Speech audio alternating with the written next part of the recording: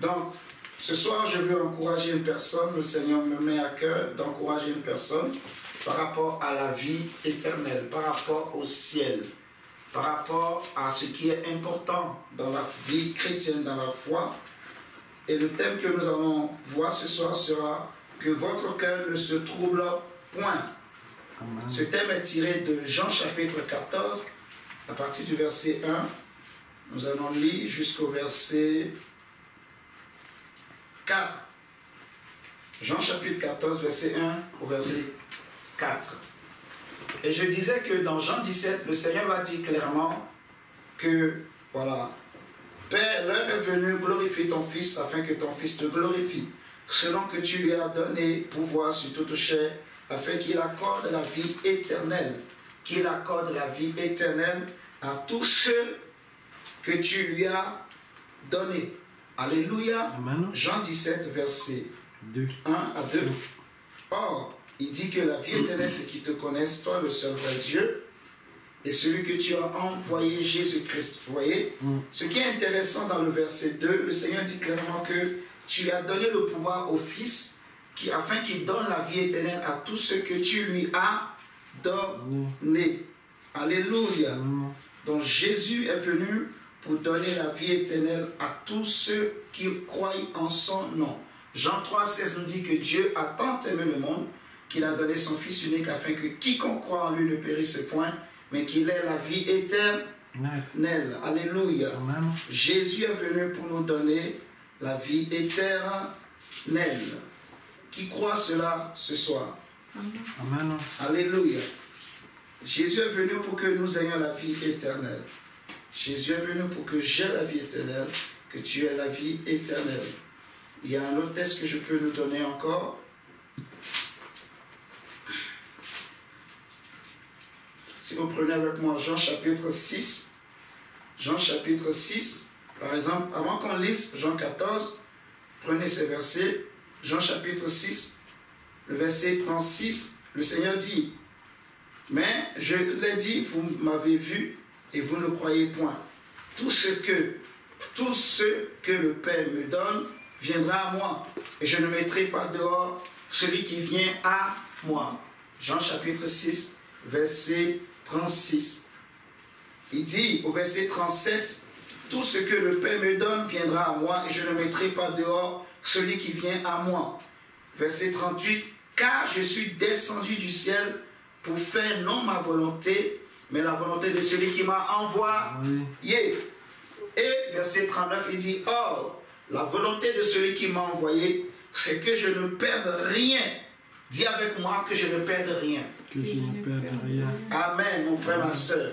Jésus dit que la volonté de mon Père, c'est que je ne perde rien de tout ce qu'il m'a donné, mais que je le ressuscite au dernier jour.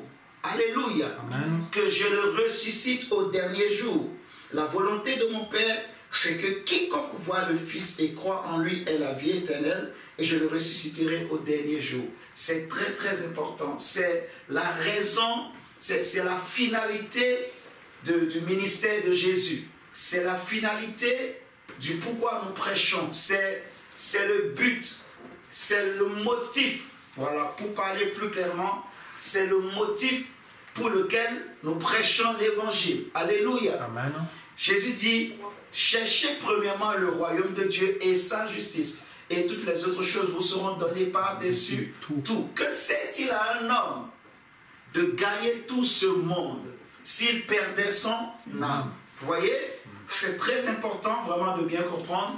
Avec l'évangile, même sur la terre, Dieu nous bénira. Le Seigneur va nous soutenir, nous secourir. Il va ouvrir les portes. Il va faire de grandes choses. Mais le plus important, c'est de garder sa robe blanche. C'est de garder son cœur pur. C'est de croire en Jésus. C'est de donner à Jésus la première place. C'est de donner son cœur totalement à Jésus. Vous voyez? Ce que Dieu veut, c'est que tous les hommes soient sauvés et qu'ils parviennent à la connaissance de la vérité. Donc nous voulons parler ce soir du ciel, de notre grande espérance, du salut.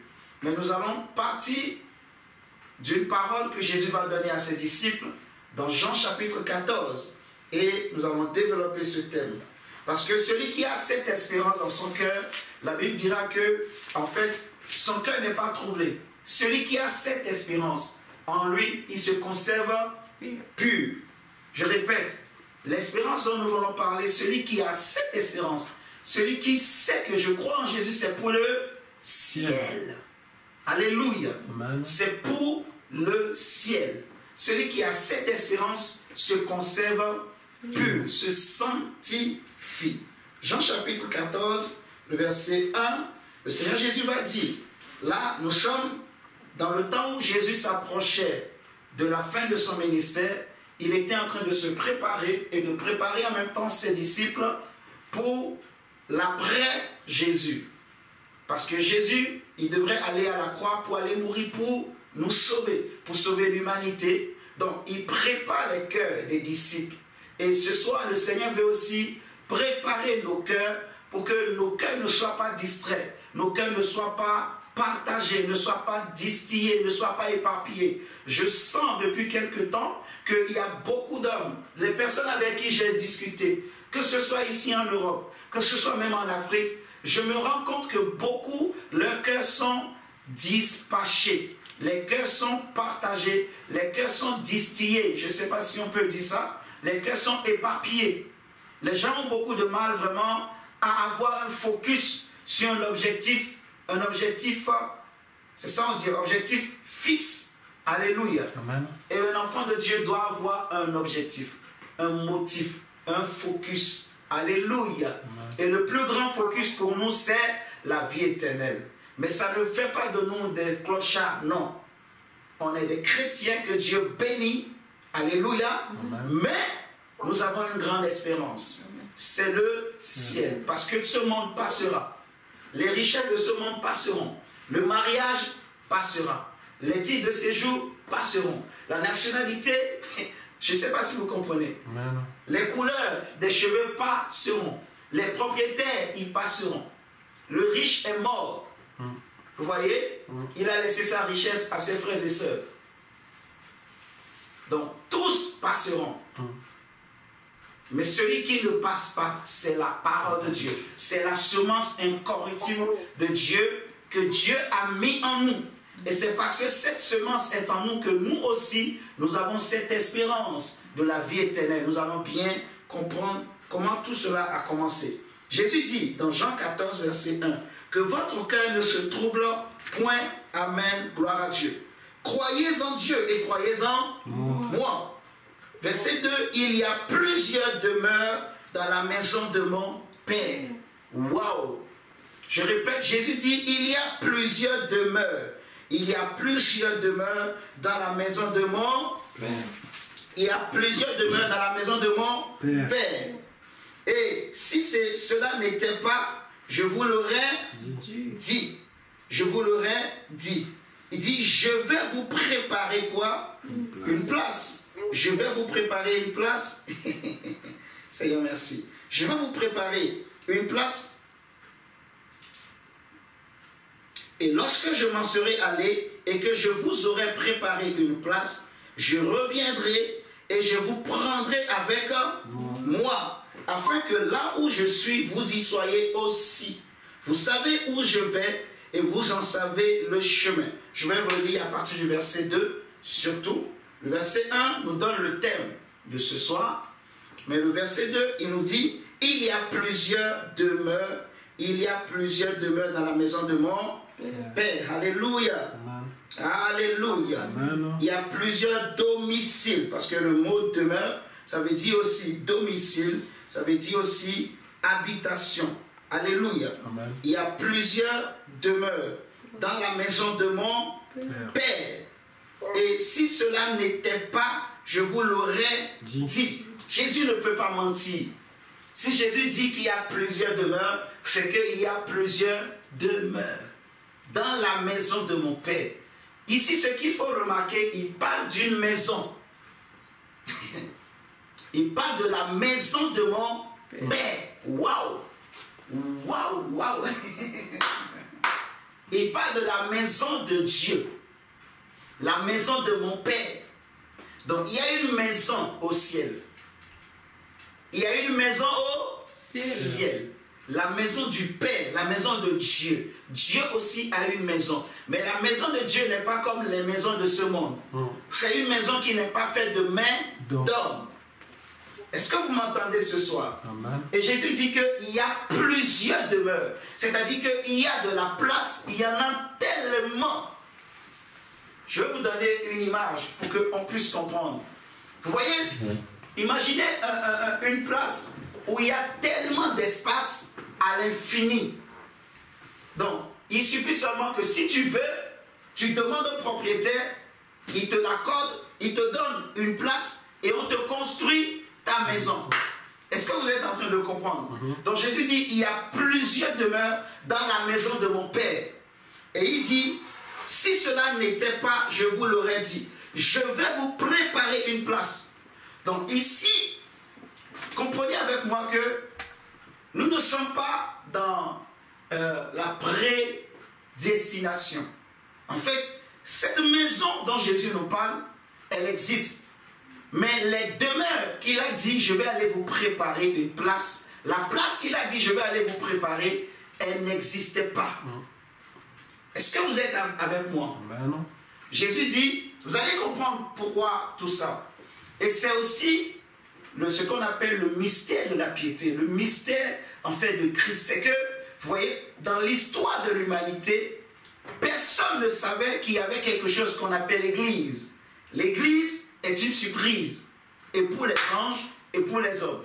Seul Dieu et le Fils savaient qu'il y a quelque chose en eux-mêmes qu'ils appellent l'Église.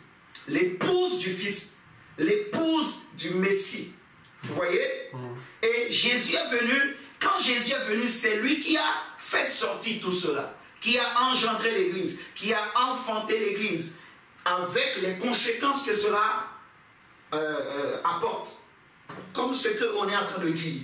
Il dit, il y a plusieurs demeures dans la maison de mon Père et je m'en vais vous préparer une place. Vous voyez? Si cela n'était pas, je vous l'aurais dit, je vais vous préparer une place. Donc il y a une place pour chacun. J'entends dans mon esprit, il y a une place pour les Thomas, pour les Timothée. Il y a une place pour les Jean, pour les Jacques. Il y a une place pour les Paul, les Pierre. Il y a une place pour les Carlés, pour les Karine. Il y a une place pour chaque personne. Vous voyez ce que je dis? Il y a une place pour chacun de nous. Alléluia. Même ceux qui pensaient qu'ils sont les plus incrédules, Dieu a aussi réservé une place pour toi. Amen. Si les Thomas ont une place, j'entends dans mon esprit, il y a une place pour les Thomas. Donc si même les Thomas, parce que tu connais Thomas, est-ce que tu connais Thomas? Amen, amen. C'est qui Thomas? Celui qui était incrédule à croire que Jésus-Christ est le Seigneur. Mon frère, cet esprit est trop puissant. C'est qui Thomas? Il a dit, si je ne vois pas la plaie, si je ne mets pas mon doigt dans les trous qu'il y avait dans ses côtes, je ne croirai pas. Alléluia. Amen. Mais lui, il a dit ça. Et Jésus était obligé de se manifester pour qu'il puisse croire. Et après, regarde ce que Jésus va dire. Cet esprit, je te dis merci. Jésus dit, heureux ceux qui ont cru, mais sans avoir vu. Comprends ça. Je ne vais peut-être pas faire beaucoup de commentaires. Le Saint-Esprit dit, il y a une place pour les Thomas. S'il y a une place pour les Thomas, c'est que toi aussi, Amen. moi aussi, il y a une place pour nous. Amen. Alléluia. Amen. Parce que tu as cru sans avoir vu. Vous êtes avec moi? Amen. Oui, il y a une place pour chacun de nous. Jésus dit, lorsque je m'en serai allé et que je vous aurai préparé une place, je reviendrai et je vous prendrai avec moi, afin que là où je suis, vous y soyez aussi. Vous savez où je vais et vous en savez le chemin. En réalité, c'est à partir de cette phrase que Jésus a déclaré que l'histoire ou le phénomène de l'enlèvement de l'Église est né. Suivez-moi très très bien, vous allez bien comprendre. C'est là que les disciples, ils ont eu cette espérance. Jésus a dit, je reviens, je m'en vais, je vous prépare une place à chacun et je reviens. Vous me suivez là? Je reviens pour vous prendre avec moi. C'est là qu'on parle de l'enlèvement de l'Église. Le retour prochain de Jésus, vous voyez? Le retour, l'apparition prochaine de notre Seigneur Jésus pour sauver son Église. Il viendra pour chercher son Église. Il nous a promis, je reviendrai vous chercher. Vous voyez? C'est pour cela il dit que votre cœur ne se trouble point. Je ne vous laisse pas orphelin. Je ne vous ai pas oublié. Vous voyez? Jésus reviendra pour nous chercher. Vous voyez? Et c'est ça qu'on appelle l'enlèvement de l'Église. Il viendra pour nous chercher, pour nous enlever de la terre, pour nous amener dans le royaume éternel de Dieu. Amen. Alléluia. Amen. Prenez avec moi Matthieu 24. Matthieu 24, vous allez bien comprendre avec moi. Quel est le jour où Jésus reviendra pour nous chercher? Quelle est l'heure? Quelle est la date? Jésus lui dira que personne ne le sait, si ce n'est que le Père seul. Matthieu 24, verset 36. Il dit, pour ce qui est du jour et de l'heure, personne ne le sait, ni les anges des cieux, ni le Fils, mais le Père seul. Retenez bien cette parole. Le jour de l'enlèvement de l'Église, le jour où Jésus reviendra pour chercher son Église, aucun ange ne le sait. Est-ce que vous m'entendez? Aucun ange, même le Fils lui-même ne le connaît pas. C'est le Père qui décidera. Est-ce que nous sommes là? Amen. Vous allez bien comprendre avec moi. C'est très, très, très profond. C'est très, très, très, je répète, profond, ce message. Je vais essayer de ne pas m'exciter pour qu'on comprenne bien. Jésus dit, je reviens vous chercher. Je reviendrai vous chercher. Vous voyez? Après vous avoir préparé une place. Maintenant, le jour de son retour, personne ne connaît. On est d'accord? Le monde attend deux apparitions de Jésus. Deux retours de Jésus. Après sa première venue, pour venir mourir à la croix, pour nous et ressusciter le troisième jour. Il reviendra une deuxième fois pour chercher son Église et il reviendra une troisième fois pour juger la terre, pour juger le monde. Vous voyez? Mais les chrétiens aujourd'hui, nous attendons son retour, son avènement pour venir nous enlever, nous chercher. Alléluia. Amen. Et j'aimerais nous dire que l'enlèvement n'est pas une utopie, n'est pas une histoire que les gens ont habilement conçu pour, voilà, amener les gens à vivre dans les nuages. Non, l'enlèvement est une réalité, c'est une vérité biblique. Alléluia. Amen. On connaît dans l'histoire de l'humanité des hommes qui ont vécu l'enlèvement, comme Élie qui a été enlevé. Même avant Élie, il y a eu Enoch. Enoch qui s'est endormi et qui a disparu. Enoch s'est endormi et il est parti. La Bible dit, Enoch a disparu, il ne fut plus, parce que Dieu l'avait pris. Alléluia. Amen. Il y a aussi Élie qui a été enlevé. Vous me suivez? Et le Seigneur Jésus lui-même, on le voit, il est écrit que les disciples étaient en train de le regarder, et subitement, il a commencé par monter, sans le secours d'aucune main. Il a défié la force de la pesanteur. Il est monté sur les nuées. Comme les nuées avaient dérobé Élie, Jésus aussi est monté sur les nuées. Et là, les anges vont dire aux disciples que de la même manière que vous l'avez vu monter, de cette même manière, il reviendra sur cette même montagne d'Olivier. Vous voyez? Là, il parle de son troisième retour où il viendra. Il posera ses pieds sur la montagne d'Olivier pour juger les nations qui vont s'attaquer à Israël. Ça, c'est un autre enseignement. Mais aujourd'hui, nous voulons parler de sa deuxième venue qui concerne l'Église. L'Église de Jésus, l'épouse de Jésus. Jésus reviendra pour chercher son Église. Amen. Alléluia. Amen. Pose-moi la question, pourquoi Jésus reviendra pour chercher son Église? Pourquoi il reviendra pour chercher son Église? Ok. On a dit dans Matthieu 24, 36 que le jour de sa venue, personne ne connaît, même pas le Fils, mais le Père seul. Et pourquoi Jésus revient pour chercher son Église? Il reviendra pour chercher son Église. Prenons Apocalypse 19. Il reviendra à cause des noces de l'agneau. Il reviendra pour chercher son église pour les noces de l'agneau et pour qu'on vive éternellement avec lui. Paul dit aux Corinthiens dans 2 Corinthiens 11 que souffrez. En fait, je suis jaloux de vous d'une jalousie de Dieu parce que je vous ai fiancé à un seul époux comme une vierge pure. Vous voyez? Je vous ai fiancé comme une vierge pure à un seul époux. 2 Corinthiens chapitre 11, à partir du verset 1. Apocalypse 19 nous dit au verset 7. Apocalypse chapitre 19, verset 7. Réjouissons-nous et soyons dans l'allégresse. Réjouissons-nous et soyons dans l'allégresse. Et donnons-lui gloire. Donnons gloire à qui? À Jésus. Donnons gloire à l'agneau de Dieu. Pourquoi? Car les noces de l'agneau sont venues et son épouse s'est préparée. Et il lui a été donné de se revêtir d'un fin lin éclatant, pur.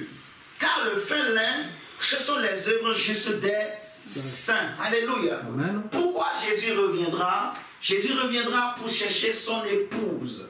Son épouse. Vous voyez? Il reviendra à cause des noces de l'agneau. C'est-à-dire là où nous sommes actuellement sur la terre, eh bien au ciel, les anges sont en train de préparer une grande fête.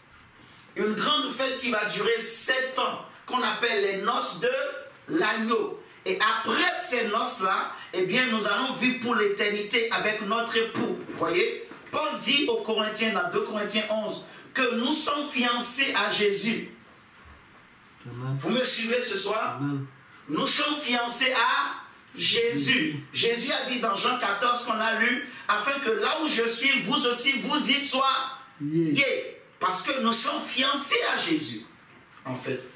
Vous comprenez? Amen. Donc, il est tout à fait normal que là où notre époux se trouve, que nous aussi, nous y soyons à côté de notre époux. Amen. Vous voyez? Il est logique, il est normal, naturel que nous soyons à côté de notre époux. Donc, les anges sont en train de préparer cette fête pour toi et moi. Amen. Vous m'entendez? Où Jésus reviendra nous récupérer et on va nous amener dans une grande salle de fête. Une salle, il n'y a pas de fin, cette salle de fête-là. La table est tellement longue et grande. Amen. Tout est en or. Amen, amen. Il y a des diamants, il y a des pierres précieuses. Amen. Tu vas voir des robes, mais que tu n'as jamais vues sur la terre.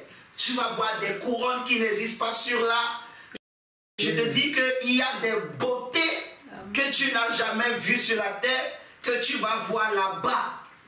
Même le sol, tu auras envie de manger le sol. Tellement que c'est beau. Ça sent bon. Il n'y a pas de mauvaise odeur là-bas. Il n'y a pas de le ventre tourne. Il n'y a pas de maux de ventre là-bas. Il n'y a pas de douleur. Il n'y a pas de j'ai mal aux pieds. Il n'y a pas de j'ai de la cataracte. Il n'y a rien de tout ça. Tu vas voir clair. Amen. Alléluia. Là-bas, il n'y a pas de cheveux blancs, cheveux noirs. Non. Il n'y a pas de vieux. Il n'y a pas. Tout le monde est jeune.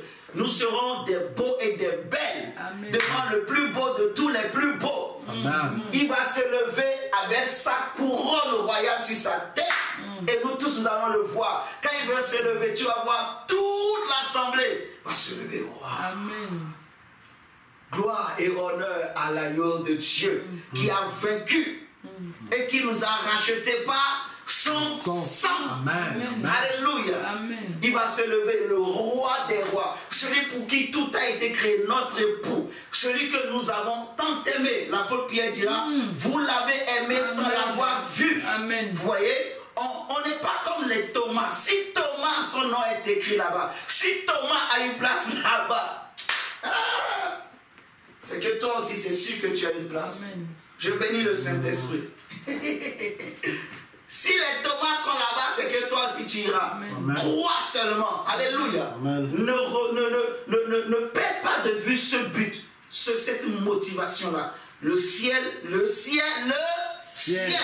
Amen. C'est pour ça que tu dois chercher à bien comprendre l'évangile, à bien comprendre ton identité en Christ et ta position en Jésus. Alléluia. Amen. Et ne laissez plus personne te faire croire que tu es dans le péché ou que tu es ceci, tu es cela. Non. Garde ta robe blanche, garde ton cœur pur. Crois à ce que Jésus a fait pour toi. Amen. Continue à te sanctifier, à craindre Dieu, à servir ton Dieu.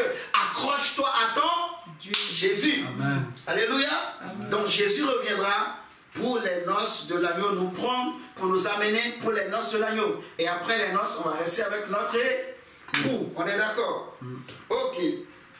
Maintenant, regardez avec moi dans 1 Thessaloniciens chapitre 4. Nous allons voir quelque chose de très intéressant. 1 Thessaloniciens chapitre 4. Le verset 13 nous dit ceci.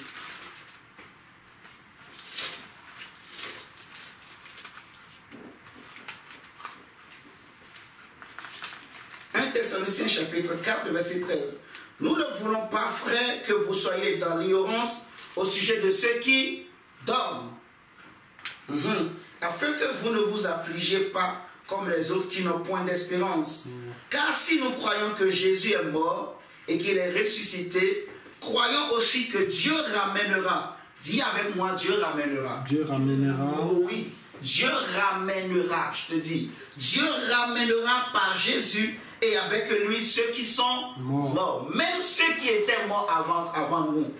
Dieu va les ramener. Quand on dit ramener là, on veut parler de la résurrection. Amen. Dieu va les ressusciter. Il va les ramener d'entre les morts. Il va les ramener d'entre les morts. Oh, je te dis, mon frère.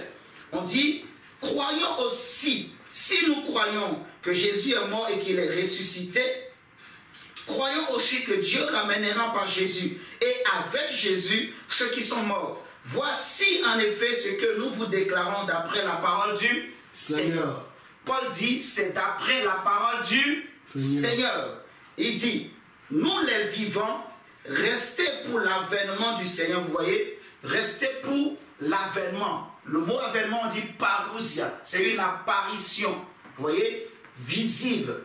Mais la deuxième apparition, elle ne sera pas visible. En fait, le monde va constater les faits, vous voyez. Le monde peut voir peut-être une grande lumière dans le ciel, quelque chose qui se passe, mais c'est surtout les chrétiens qui vont entendre, qui vont voir. Les vrais chrétiens, bien sûr. Est-ce que vous me suivez? Amen. On dit, ah bon, on va essayer de parler. On dit, le mot qu'on a traduit par événement, c'est parousia. Or, parousia, c'est une apparition physique et visible.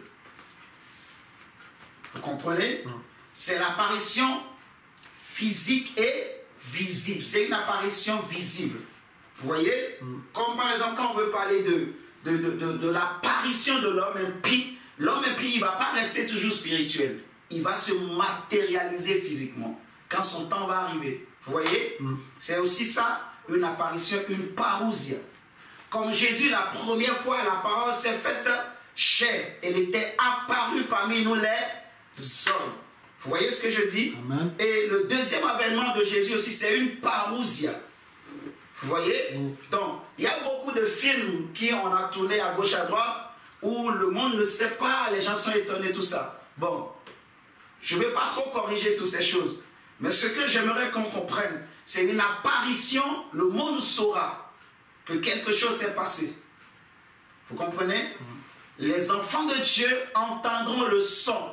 Vous allez comprendre avec moi. Retenez que le monde saura que quelque chose se passe. Est-ce que vous m'entendez? Le monde saura, les gens sauront que quelque chose se passe dans le ciel. Cette deuxième apparition, c'est que Jésus ne posera pas ses pieds sur la terre. Quand il reviendra, il va s'arrêter dans les airs. On va le lire tout à l'heure. Vous voyez? Il va s'arrêter dans les airs et le monde saura que quelque chose se passe dans le ciel. Le monde saura. Vous voyez? Le monde saura, mais ça ne profitera pas au monde. Il n'est pas venu pour le monde, il n'est pas venu pour tout le monde. Il est venu pour les chrétiens qui ont gardé leurs robes blanches, qui ont blanchi leurs robes dans le sang de l'agneau, qui se sont conservés purs, qui se sont sanctifiés, qui ont mis en pratique la parole de son Père. Amen. Vous voyez? Amen. Les chrétiens qui ont fait la volonté de son Père. Amen. Alléluia. C'est pourquoi, mon frère, ma soeur, quand nous te disons de craindre Dieu, quand nous te disons d'avoir la foi, de fuir le péché, c'est parce que nous t'aimons. Amen. Mon frère, ma soeur, quand nous te disons de fuir le mal, c'est parce que nous t'aimons. Et non seulement nous t'aimons, c'est parce que Dieu t'aime. Amen. Alléluia. Amen. Dieu nous aime. Dieu ne veut pas qu'aucun soit perdu. Alléluia. Ce que Dieu veut, c'est que tous les hommes soient sauvés et qu'ils parviennent tous à la connaissance de la vérité. Il ne veut pas qu'aucun se perde. Jésus dit que la volonté de mon Père, c'est que tous ceux qu'il m'a donnés, que je les ressuscite. Amen. Et que je ne perde aucun. Dieu ne veut pas qu'aucun d'entre nous se perde. Alléluia. Alléluia. C'est pour cela il faut se sanctifier. La Bible dit celui qui a cette espérance en lui, il se conserve pur, il se sanctifie. On nous dit voici en effet, verset 15, ce que nous vous déclarons d'après la parole du Seigneur. Nous les vivants restés pour l'avènement du Seigneur, nous ne dévancerons pas ceux qui sont morts. Vous voyez? Car le Seigneur lui-même, regardez bien la chronologie, on dit le Seigneur lui-même. 4, là, on est en train de lire à partir du verset 13. Maintenant, je suis au verset 16. Donc, 1 Thessaloniciens, chapitre 4, verset 13 au verset 18, que je veux lire. Du verset 13 au verset 18, mais là, je suis au verset 16 déjà. On dit, car le Seigneur lui-même a un signal donné, 1, à la voix d'un archange, 2, et au son de la trompette de Dieu, 3, on dit le Seigneur, lorsque ces 3 choses vont se manifester, le Seigneur alors, il descendra. Ça va être le go que Dieu donne au fils, à l'époux. Le père va lui dire, fiston, il est temps, c'est l'heure, maintenant, tu peux retourner sur la terre, chercher ton épouse. Alléluia. Amen. On dit, car le Seigneur lui-même a un signal donné. A un signal donné à la voix d'un archange et au son de la trompette de Dieu descendra du ciel et les morts en Christ ressusciteront premièrement. Donc, comment ça va se passer? Il y aura 3 phénomènes. Le signal va être donné par le Père. Quand Dieu va donner le signal, l'ange va sonner. On dit c'est un archange qui va sonner une trompette. Vous allez bien comprendre tout à l'heure.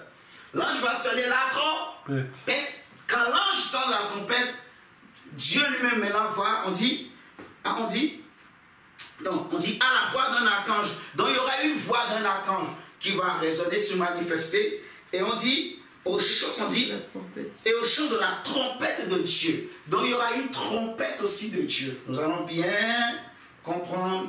On dit, quand ces 3 choses vont se manifester, le Seigneur, il descendra.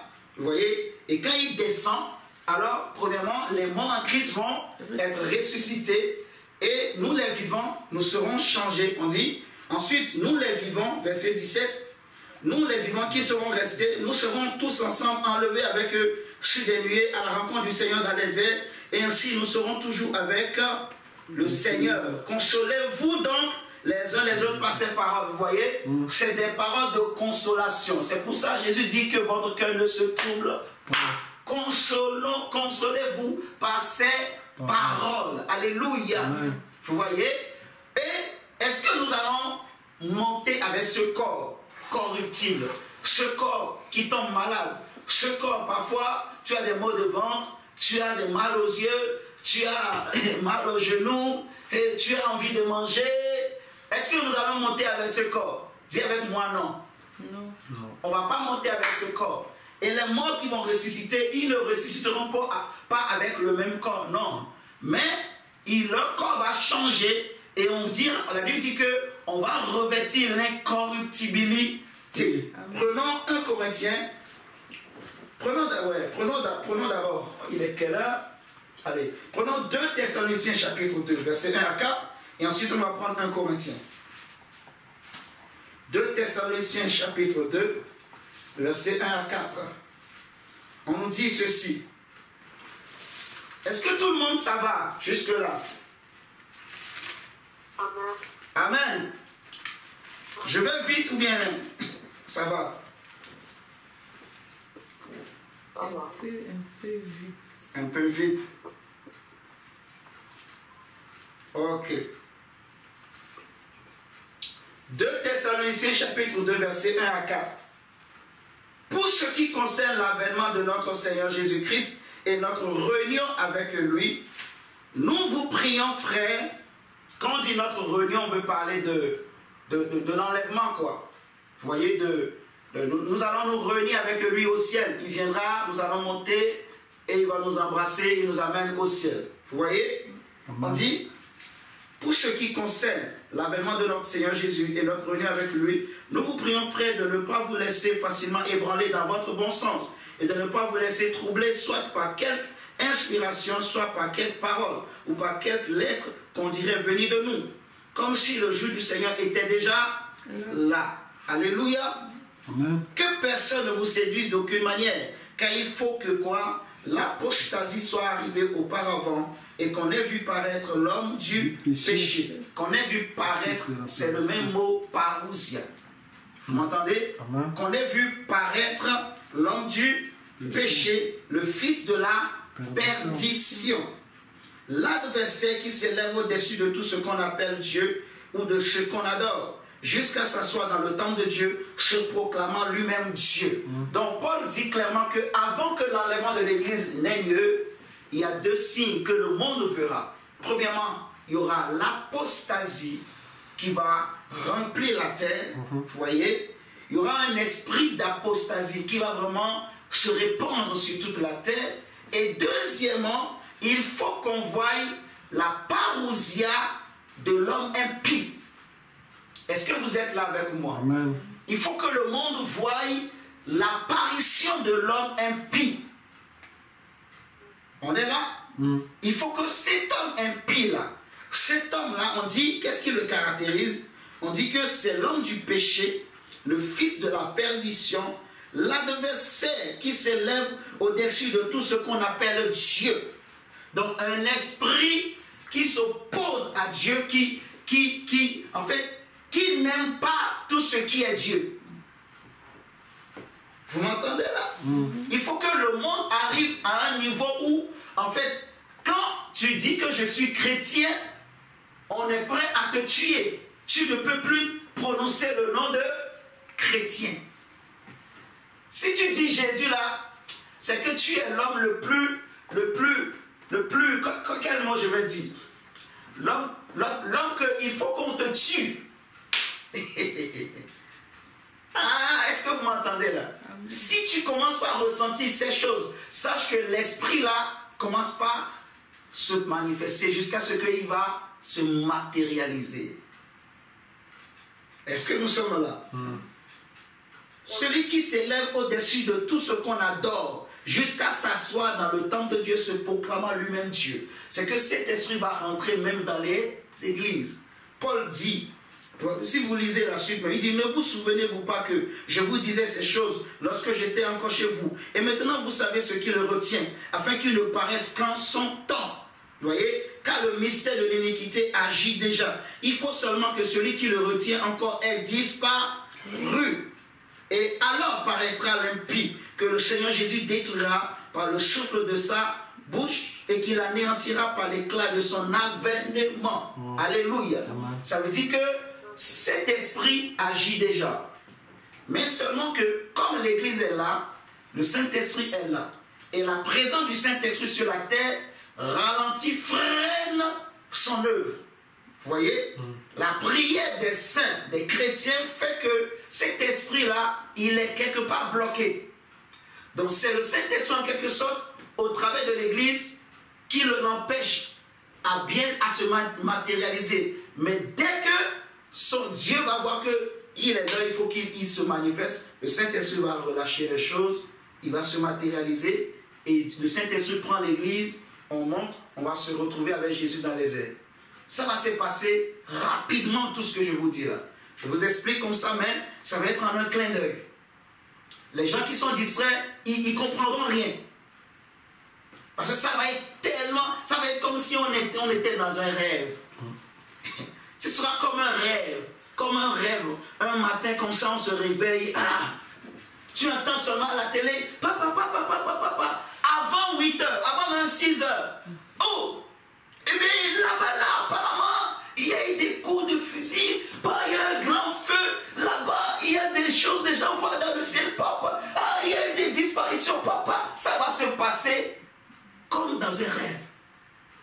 En un clin d'œil. Ce n'est pas que on va dire, ah, il arrive.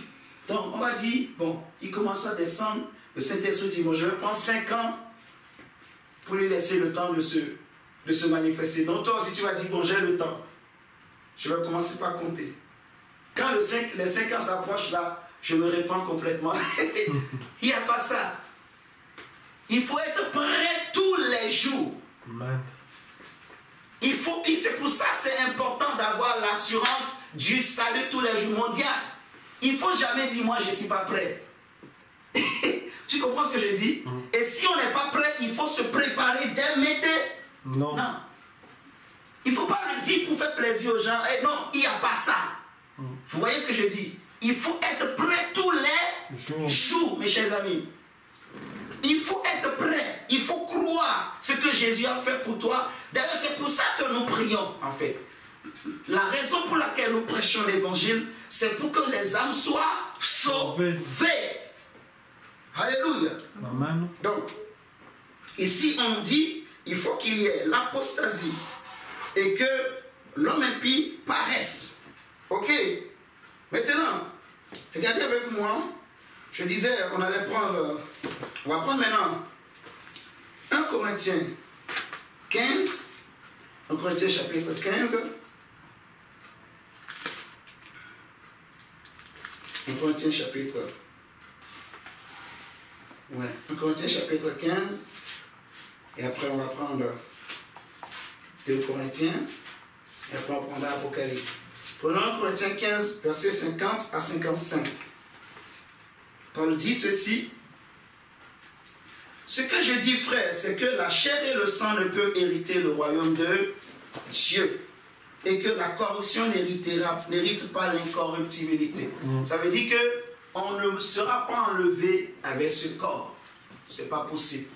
Vous voyez, la chair et le sang ne peuvent hériter le royaume de Dieu. C'est l'esprit qui hérite le royaume de Dieu. On dit verset 51, voici, je vous dis un mystère. Nous ne mourrons pas tous, mais tous, nous serons changés. Ça, c'est très important de bien comprendre.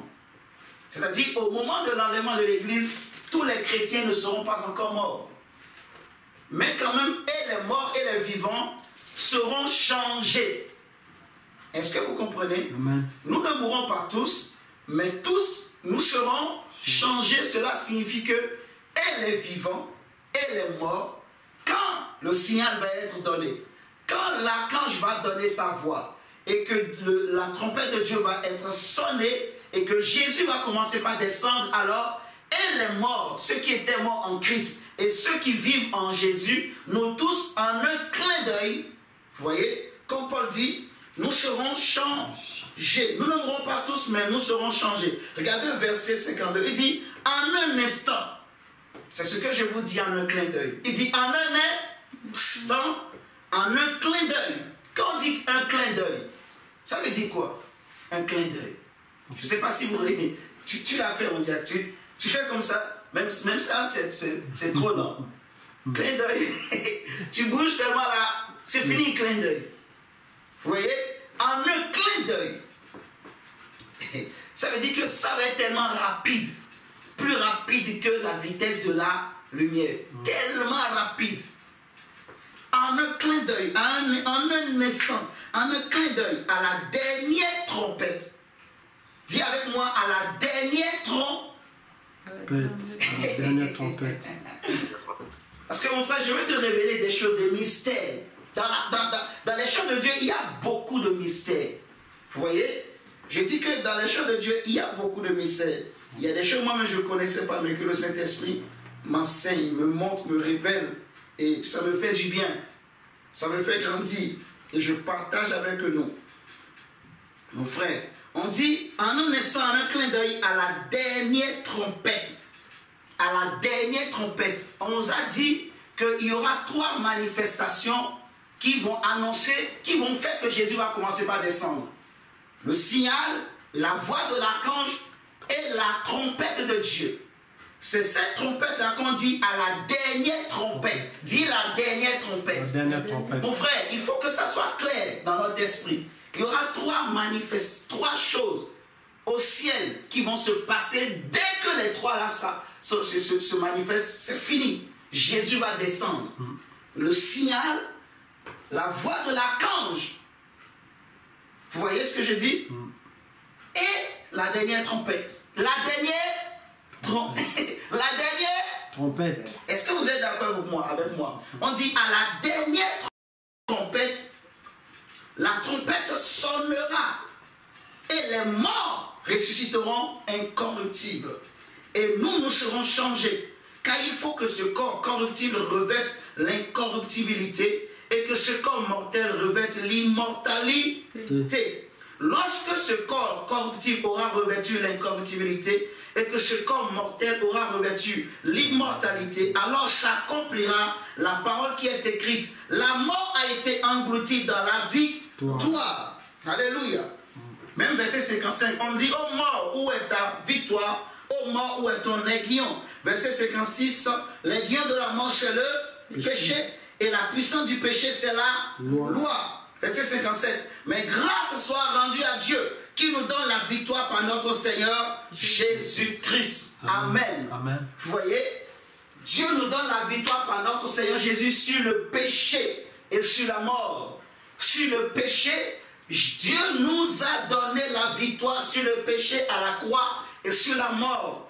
Par la résurrection de Jésus. Alléluia. Amen, amen, amen. Oui, c'est pour ça qu'il faut croire. Il faut croire ce que Dieu a fait pour toi. Dieu t'a donné la victoire sur le péché et sur la mort. Amen. Alléluia. Amen. Donc on dit qu'en un instant, en un clin d'œil à la dernière trompette, vous voyez, la trompette sonnera. Et quand la trompette sonnera, ça va être le dernier signal. La dernière manifestation que Jésus attendait, dès que la trompette sonne, il va descendre. Vous voyez ce que je dis? Si vous prenez avec moi 2 Corinthiens 5, par exemple, on va vous dire que nous avons une demeure, un domicile céleste. 2 Corinthiens 5, verset 1. Paul dit, nous savons en effet que si cette tente où nous habitons sur la terre est détruite, nous savons en effet que si cette tente où nous habitons sur la terre est détruite, nous avons dans le ciel un édifice qui est l'ouvrage de qui? De Dieu. De Dieu. Vous voyez? Une demeure éternelle qui n'a pas été faite de main d'homme. Alléluia. Amen. Aussi, nous gémissons dans cette tente, désirant revêtir notre domicile céleste. Si du moins nous sommes trouvés vêtus et non pas nus. Vous voyez? Il faut être vêtu. Jésus dit à l'église de Laodicée, tu dis que je suis riche, je n'ai besoin de rien, alors que tu es pauvre, aveugle et nu. Tu n'es ni chaud, tu n'es ni froid. Si tu n'es ni chaud ni froid, tu es tiède. Alors moi je te vomirai. Tu es pauvre, aveugle et nu. Donc Dieu ne veut pas qu'on soit nu. Parce que Paul dit aux Galates que nous tous qui avons été baptisés en Jésus, nous avons revêtu Christ. Jésus a été fait pour nous. Dans 1 Corinthiens, il est écrit, il a été fait pour nous justice. Vous voyez? Sanctification et sagesse. Donc nous ne pouvons pas être nus. Jésus est notre vêtement. La Bible nous parle dans Apocalypse 19 que nous avons lu, qu'il a été donné à l'épouse de l'agneau de se revêtir de fin lin. Et le fin lin, ce sont les œuvres justes des saints. Vous voyez? Donc le chrétien ne peut pas être nu. Vous voyez? Le chrétien ne peut pas être nu. Non. Quand Adam et Ève ont péché, la Bible dit, c'est là qu'ils se sont rendus compte qu'ils étaient nus. Et parce qu'ils étaient nus, ils ne pouvaient pas rester dans la présence de Dieu. Et Dieu va dire, qui t'a appris? Vous voyez ce que je dis? Donc celui qui est en Dieu, s'il croit qu'il est toujours nu, c'est-à-dire s'il se croit toujours, je suis pécheur, tu es nu. Je ne sais pas si vous voyez un peu.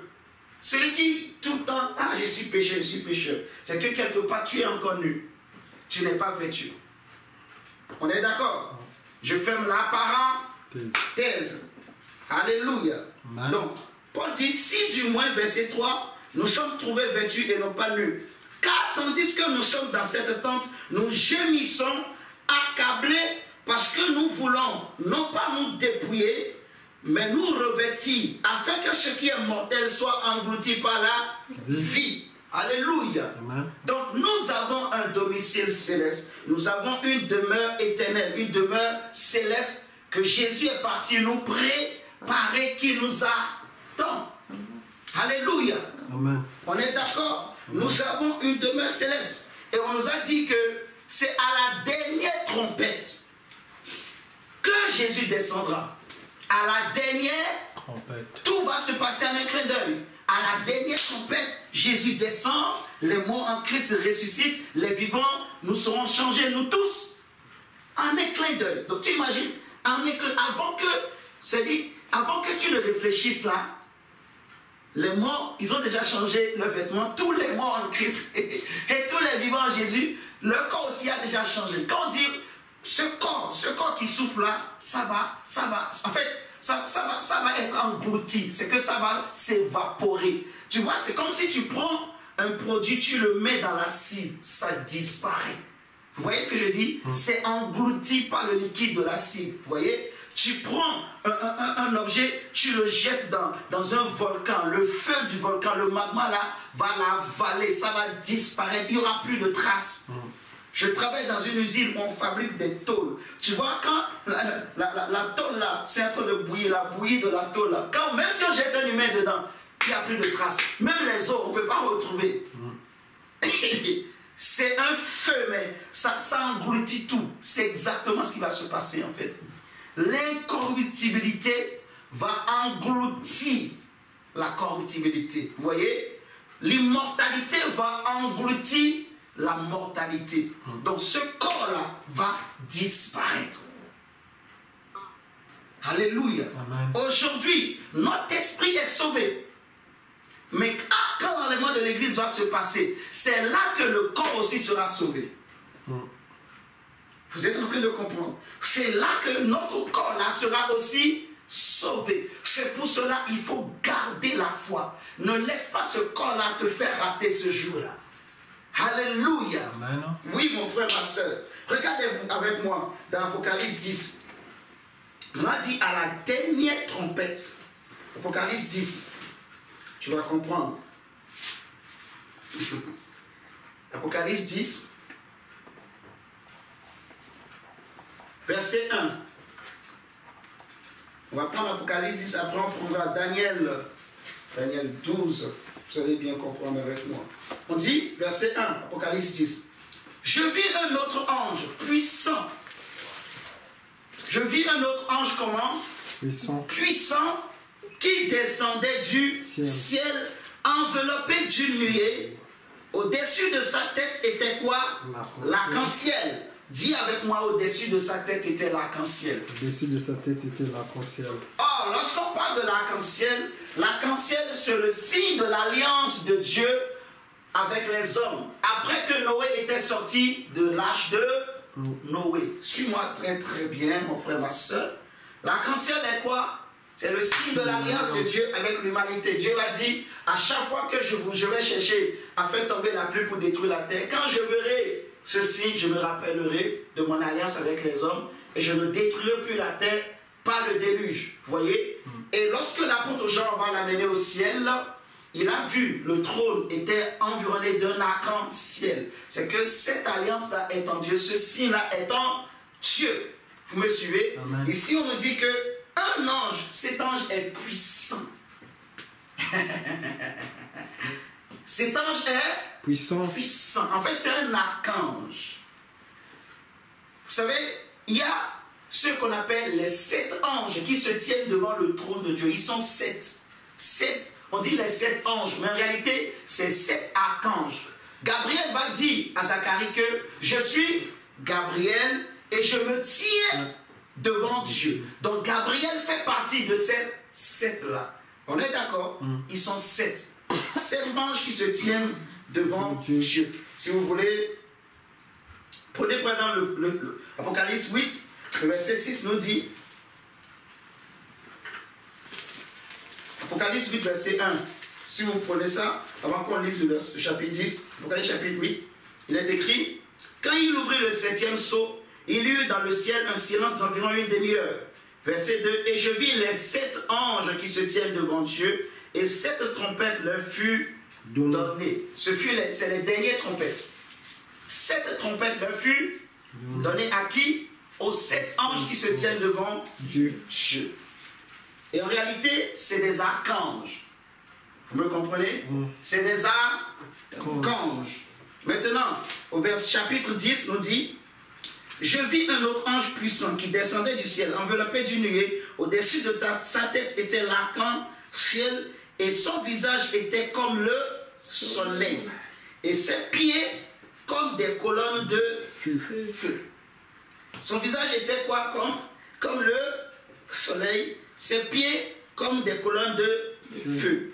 Il tenait dans sa main un petit livre ou vert. Si vous vous rappelez, on avait déjà enseigné sur ça. On a dit, va prendre le livre. Il tenait dans sa main un petit livre ouvert. Le livre est ouvert. On avait dit ça. On dit, il posa son pied droit sur la mer et son pied gauche sur la terre. Et il cria d'une voix forte comme rugit un lion. Quand il cria, les 7 tonnerres firent entendre leur voix. On dit que l'ange là est tellement puissant. Son visage est comme le soleil. Et l'arc-en-ciel est sur sa tête, au-dessus de sa tête. On dit, quand il cria, les 7 tonnerres firent entendre leur voix. Quand l'ange a crié, les 7 tonnerres ont fait quoi? Fit entendre leur voix. Est-ce que vous êtes là avec moi? Amen. Alléluia.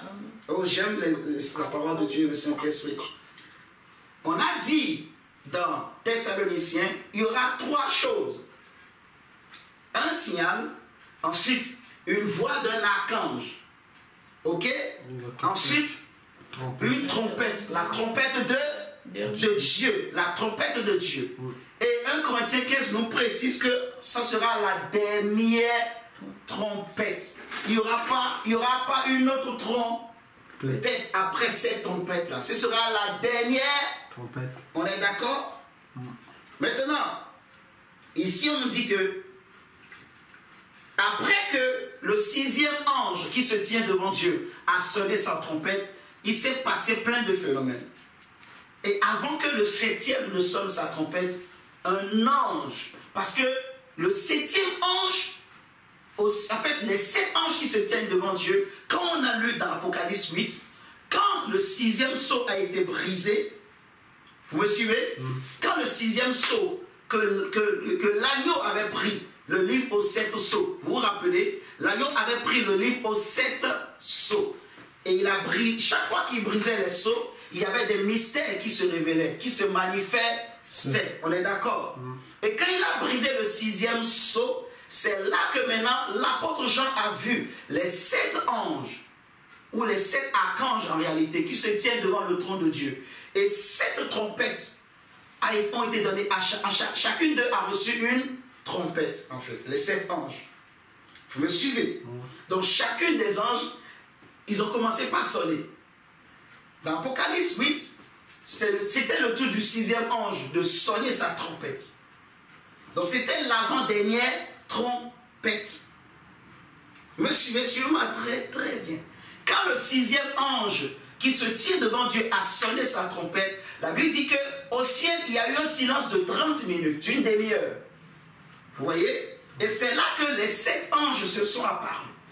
Quand le 6e sceau plutôt a été brisé, c'est là que les 7 anges qui se tiennent devant Dieu sont apparus. Et on leur a donné 7 trompettes. Donc, si le 6e sceau n'est pas brisé, le 7e peut être brisé. On est d'accord? Quand le 6e sceau est brisé, les 7 anges apparaissent. Et quand les 7 anges apparaissent, le premier a sonné, le 2e a sonné, le 3e a sonné, le 4e a sonné, le 6e a déjà sonné sa trompette. Lorsqu'on est en train de lire Apocalypse 10, c'est que le 6e ange a déjà sonné sa trompette. Si vous prenez Apocalypse 9, verset 13, on nous dit que le 6e ange sonna de la trompette. Apocalypse chapitre 9, verset 13. Vous voyez? Donc le 6e ange a sonné déjà sa trompette. Vous me suivez? Suivez-moi très très bien. Est-ce que ça va pour tout le monde? Jusque-là, ça va. Ça va, ma femme? Tu me regardes. Si ça ne va pas, il faut dire. Ça va. Ça va pour tout le monde en ligne? Oui. Ok. Donc, maintenant ici, on dit, on a vu un ange qui est descendu. L'ange va crier. L'ange était puissant. Son visage était comme le soleil. Ses pieds comme des colonnes de feu. La canchaine était sur sa tête. C'est un ange puissant. Un pied est sur la mer, un pied est sur la terre. C'est très important. Un pied sur la mer, un pied sur la terre. Donc il a pouvoir, autorité sur la mer et la terre. Vous me suivez? On dit, il a crié d'une voix forte, il a rugi comme un lion. Quand l'ange a crié, les 7 tonnerres, les 7 tonnerres font quoi? Fit entendre leur voix. Les 7 tonnerres font quoi? Fit entendre leur voix. Et quand les 7 tonnerres eurent fait entendre leur voix, il dit, l'apôtre Jean, j'allais écrire. Et j'entendis du ciel une voix qui disait, scelle ce qu'ont dit les 7 tonnerres et ne l'écris pas. N'écris pas ce que les 7 tonnerres ont dit. Les 7 tonnerres ont parlé parce que l'ange a crié. L'archange a donné la voix. Vous me suivez? L'archange a donné la voix. L'archange a donné le signal. Il a parlé. Vous voyez? Il a donné la voix. Ok? L'archange a donné la voix. Et c'est pour ça que les 7 tonnerres ont parlé. Maintenant, l'apôtre Jean voulait écrire ce que les 7 tonnerres ont dit. Et on lui a dit, ce n'est pas la peine. C'est une perte de temps. C'est ce que les 7 tonnerres ont dit. Parce qu'en réalité, ce que les 7 tonnerres ont dit, ce n'est pas caché. Ça avait déjà été dit. Vous allez bien comprendre. Mais suivez-moi très très bien. Comme ça, vous allez bien comprendre. Donc, quand les 7 tonnerres ont parlé, l'apôtre Jean a voulu écrire, mais on lui a dit, n'écris pas. C'est ce qu'ont dit les 7 tonnerres. Le verset 5, on dit, l'ange que je voyais debout sur la mer, sur la terre, leva sa main droite où? Vers le ciel et jura par celui qui vit au siècle des siècles, qui a créé le ciel et les choses qui y sont, la terre et les choses qui y sont, et la mer et les choses qui y sont, qu'il n'y aurait plus de temps. Et c'est ça qui est, c'est très important. L'ange dit quoi? Qu'il n'y aurait plus de temps. Mais qu'au jour de la voix du 7e ange, qu'au jour de la voix de qui? Du 7e ange, quand il sonnerait de la trompette, le mystère de Dieu s'accomplirait comme il a annoncé à ses serviteurs les prophètes. Jésus dit dans Matthieu 24, 36 que personne ne connaît ni le jour ni l'heure, même pas le Fils. Ça veut dire que le jour-là est un mystère. C'est le mystère de Dieu. Est-ce que c'est le jour de l'enlèvement de l'Église? Le jour où Jésus reviendra, c'est un mystère que même le Fils ne connaît pas. Il n'y a que le Père qui connaît ce jour. Vous me suivez? Il n'y a que Dieu.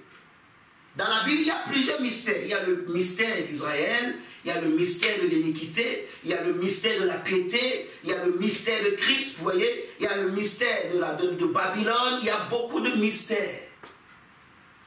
Vous voyez? Il y a aussi ce mystère-là du jour de l'enlèvement de l'Église, du retour de Christ, que les anges appellent le mystère de Dieu. Suivez-moi bien. Il dit, quand le 7e ange sonnera sa trompette, le mystère de Dieu s'accomplirait comme il a annoncé à ses serviteurs les prophètes. Et la voix que j'avais entendue du ciel me parla de nouveau et dit, va, prends le petit livre ouvert dans la main de l'ange qui se tient debout sur la mer et sur la terre. Et j'allai vers l'ange en lui disant de me donner le petit livre. Et il me dit, prends-le et avale-le. Il sera amer à tes entrailles, mais dans ta bouche, il sera doux comme du miel.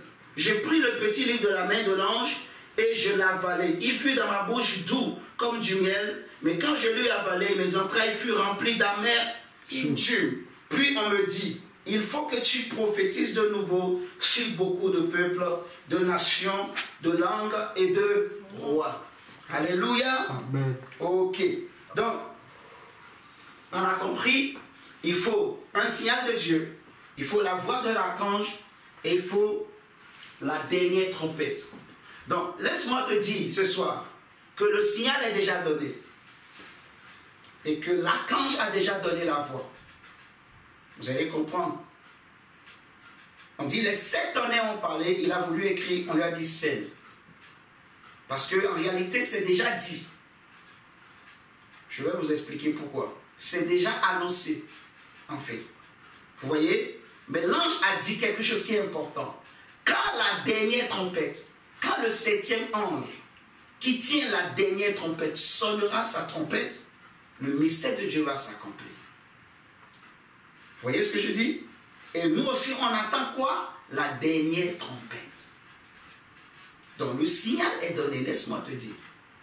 Le signal est déjà donné là où nous sommes. Le signal est déjà donné. Mais il n'y a pas que le signal qui suffit. Il faut le signal, il faut la voix de l'archange et il faut la dernière trompette. Prenons Daniel 10. Daniel 12, pardon. Daniel chapitre 12.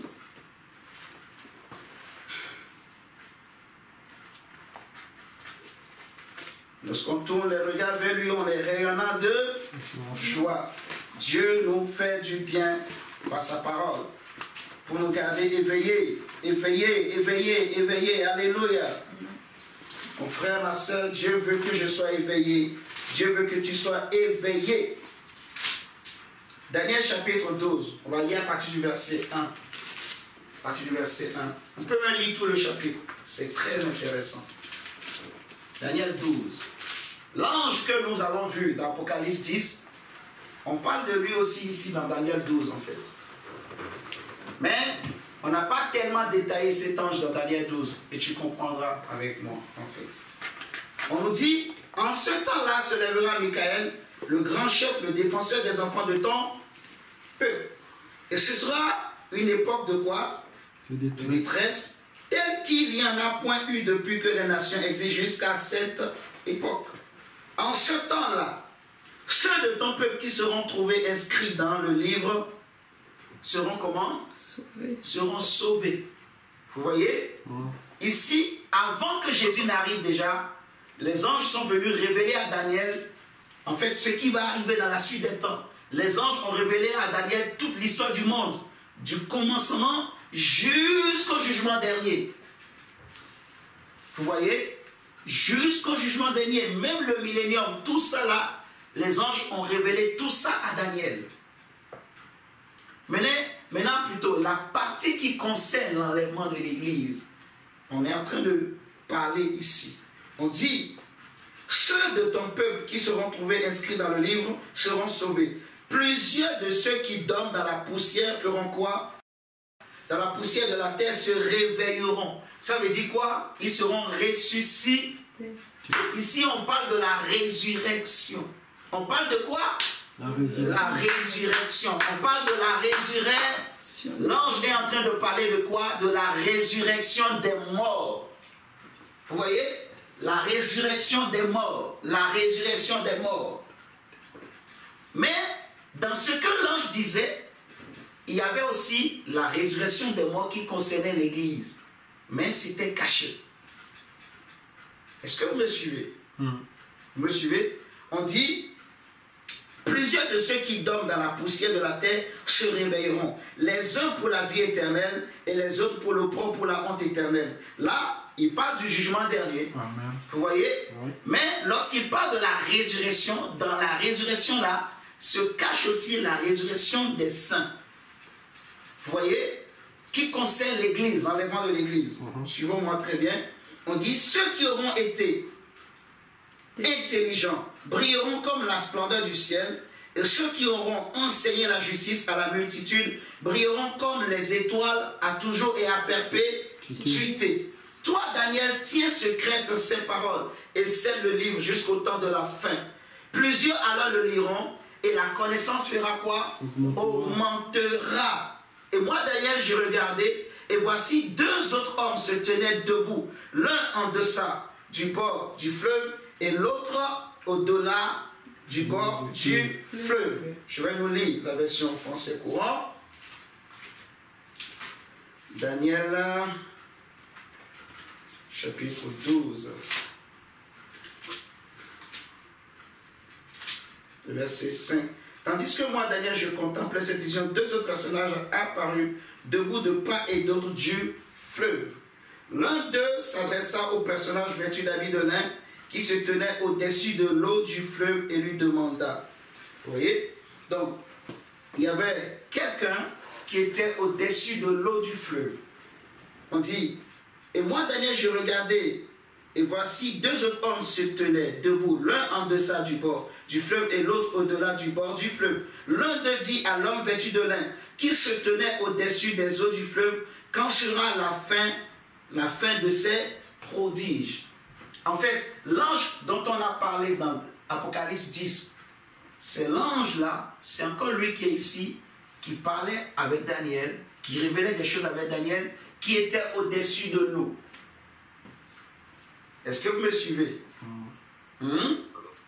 C'est le même ange, en fait. C'est le même ange. Apocalypse n'est rien d'autre que la reprise des choses que Dieu avait déjà montrées aux prophètes dans le temps passé, mais avec des détails plus précis. Vous comprenez? Ouais. Tout ce qui est dans Apocalypse, ça a déjà été révélé. Donc, on dit l'un des anges, il va poser la question à l'ange qui se tient au-dessus de l'eau, du fleuve. Quand sera la fin de ces prodiges? Vous voyez? Et j'entendis l'homme vêtu de lin qui se tenait au-dessus des eaux du fleuve. Il leva vers les cieux sa main droite et sa main gauche, comme on a vu dans l'Apocalypse. Vous vous rappelez? Il leva sa main droite. C'est le même ange. Il a fait la même chose.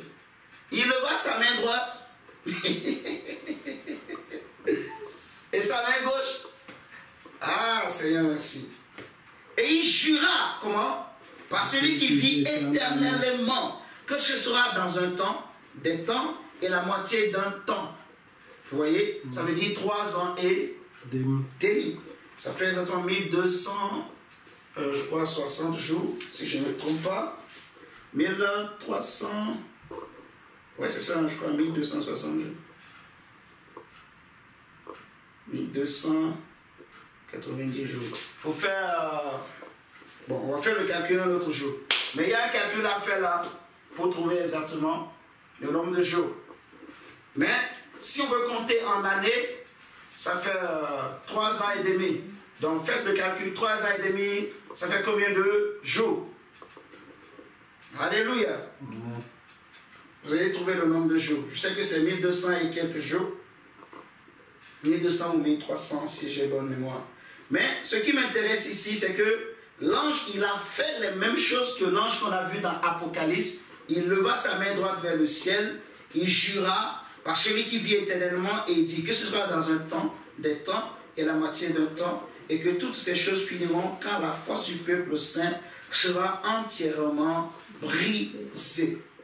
Toutes ces choses finiront quand la force du peuple saint sera entièrement brisée. Il dit que toutes ces choses feront quoi? Toutes ces choses finiront quand la force du peuple saint sera entièrement brisée.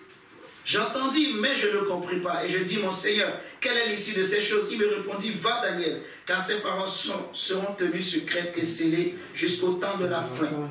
Plusieurs seront purifiés, blanchis et purés. Les méchants feront le mal, et aucun des méchants ne comprendra. Mais ceux qui auront de l'intelligence comprendront.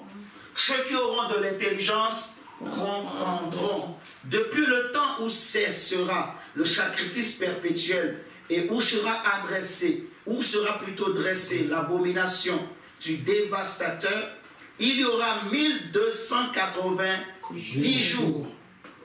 il y aura combien? 1290 jours. Heureux celui qui attendra et qui arrivera jusqu'à 1335 jours. Et toi, marche vers ta fin. Tu te reposeras et tu seras debout pour ton héritage à la fin des jours.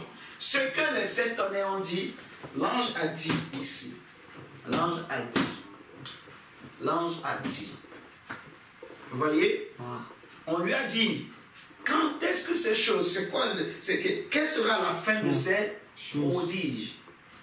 Vous voyez? Quelle sera la fin de ces prodiges? Il a dit, dans un temps, des temps et la moitié d'un temps, et que toutes ces choses finiront quand la force du peuple saint sera entièrement brisée. Vous voyez, quand la force du peuple saint sera entièrement brisée. On a dit dans 1 Thessaloniciens 4, avant que l'enlèvement de l'église n'ait lieu, il faut qu'on ait vu d'abord l'apostasie et l'apparition de l'homme impie. Vous voyez, Paul va détailler dans 2 Thessaloniciens, il va dire, non, même dans 2 Thessaloniciens, je crois en 2 Thessaloniciens, que cet homme impie dont il est question, en fait, c'est celui qui s'oppose à tout ce qu'on appelle Dieu, jusqu'à aller s'asseoir dans le temple de Dieu, se proclamant lui-même Dieu. Vous voyez ce que je dis? Donc, quand tu commences à voir ces choses, sache que le Fils de l'homme est à la porte. Quand on parle des 7 tonnerres, ne cherche pas des choses mystiques, des choses extraordinaires. Non. C'est ça. Vous me comprenez? Oui. Jésus revient. Il a dit que notre cœur ne se trouble point. Vous voyez? Aujourd'hui, ce que Jésus attend pour descendre, c'est la trompette, la dernière trompette, la 7e trompette, qu'on appelle la dernière trompette. Lorsque la trompette, la dernière trompette sonnera, c'est fini, c'est la fin. Quand la dernière trompette sonnera, en fait, le sort de l'humanité est déjà, c'est fini, il n'y aura plus rien, on ne peut plus revenir en arrière, c'est fini. En gros, c'est ce que ça veut dire en fait. Quand la dernière trompette sonnera, c'est fini. Il y aura plus, on ne peut plus rien faire pour qui que ce soit. C'est que toute l'humanité, l'histoire des hommes sera, Dieu va arrêter. C'est comme si Dieu arrête le temps. Parce que si la dernière trompette sonne, c'est fini. Le Saint-Esprit prend l'église, on va monter dans les airs et c'est fini. Il n'y aura plus de grâce. En fait, en gros, c'est ça. Il n'y aura plus de grâce. Et c'est maintenant que Dieu va commencer par juger sérieusement et sévèrement l'humanité. Vous me suivez? Il n'y aura plus de « Oh Seigneur, pardonne-moi » et Dieu va t'écouter. Ce ne sera plus possible. Alléluia. C'est maintenant. Il ne faut pas attendre que la dernière trompette sonne. Non. C'est maintenant qu'il faut profiter. Pendant que la grâce est encore là, pendant que l'arche est encore ouverte, pendant que la porte pour entrer dans l'arche de Dieu est encore ouverte, c'est le moment, mon frère, ma soeur, vraiment d'entrer, de prendre sa vie chrétienne très au sérieux. Alléluia. Amen. Le salut est personnel. Le salut est individuel. On peut être marié. Jésus dit, de 2 personnes qui seront dans un même lit, mon diacre, l'un sera pris, ma femme, et l'autre sera laissé. Est-ce que ça parle à quelqu'un ce soir, ce que je suis en train de dire? De 2 frères qui seront en train de marcher, l'un sera pris et l'autre sera laissé. De 2 femmes qui seront en train de travailler, de moudre, de tisser, l'une sera prise et l'autre sera laissée. Une mère sera avec son fils, sa fille, au dos ou en train de l'allaiter. L'enfant partira, la mère peut rester. Est-ce que vous m'entendez? Dès que l'enlèvement de l'église aura lieu, dès que la dernière trompette sonnera, c'est là que l'église va être enlevée. Parce que dès que la dernière trompette sonne, ben, le jugement qui va s'abattre sur la terre sera terrible. Ce sera un jugement que le monde n'a jamais vu. En fait, c'est ce que l'ange est en train de dire. Vous comprenez? C'est ce que c'est le message en fait. C'est terrible. Donc Dieu ne veut pas que son peuple, son église soit jugée avec le monde, soit condamnée avec le monde. C'est pour cela que Dieu use de patience jusqu'à la dernière trompette. Vous voyez l'amour de Dieu?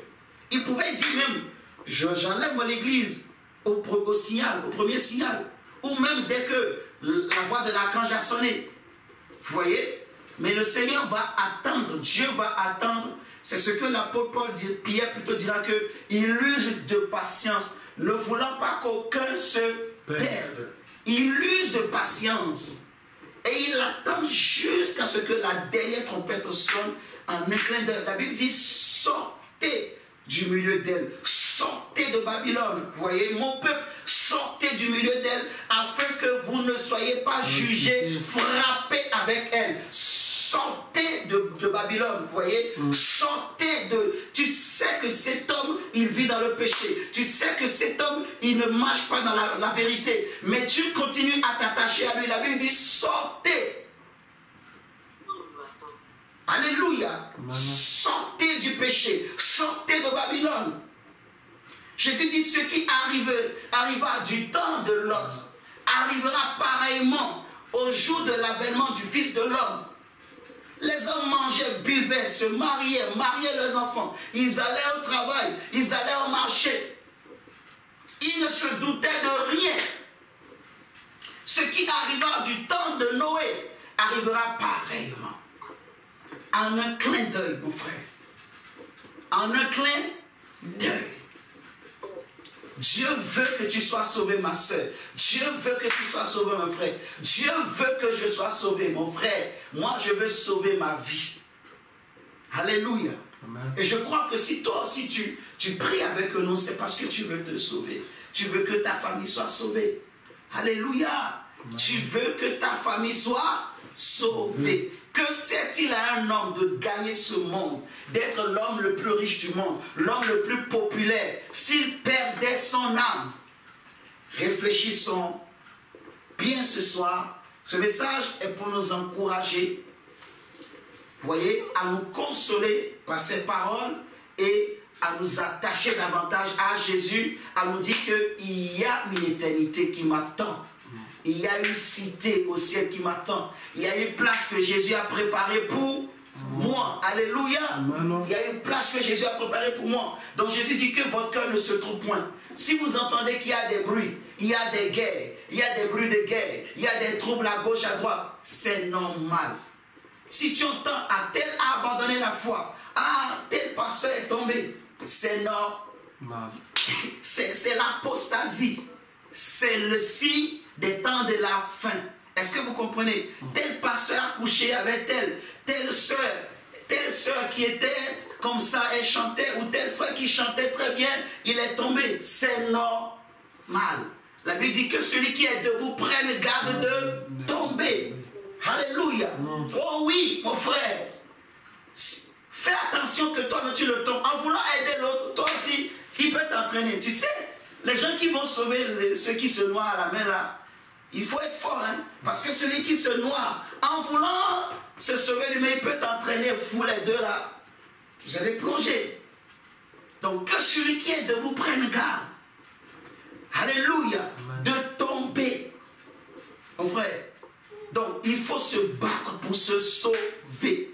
Sauvons-nous de cette génération perversée, corrompue. Sauvons nos âmes. Alléluia. C'est pour ça, n'abandonne pas la prière. N'abandonne pas tes jeûnes. N'abandonne pas la vie de méditation. J'aimerais que ce soir encore, tu prennes encore une autre décision. Que tu dises à ton âme, tu dises, Seigneur, moi je vais me battre jusqu'à la fin. Je vais me battre pour que moi et ma famille, nous soyons sauvés. Paul dit, ce n'est pas en vain que nous avons cru en Jésus. Non, nous n'avons pas cru pour les choses de ce monde, non. Si nous souffrons ainsi, c'est parce que nous avons mis notre espérance dans le Dieu vivant qui sauvera nos âmes. Alléluia. Amen. Que le Dieu de paix, que le Dieu de toute grâce sanctifie notre esprit, notre âme et notre corps ce soir encore. Que le Seigneur blanchit nos robes dans le sang de l'agneau de Dieu. Que le Seigneur qui est notre justice éternelle, que le Seigneur donne un vêtement nouveau à chacun, qu'il lave les vêtements de chacun, qu'il nous donne son Saint-Esprit, qu'il nous remplisse de son esprit, qu'il nous remplisse de sa semence incorruptible et pure, qu'il nous remplisse de sa lumière, de sa justice et de sa vie, au nom de Jésus-Christ de Nazareth. Alléluia. Ok mon frère, on va s'arrêter là pour ce soir. Je crois que Dieu nous a parlé, Dieu nous a encouragés. On va dire merci au Saint-Esprit pour sa grâce, pour sa parole. Et nous remettons le reste des programmes de la semaine entre les mains de Dieu au nom de Jésus. Disons merci au Seigneur pour ce soir, au nom de Jésus. Merci pour ce moment de prière, merci pour la parole. Saint-Esprit, merci.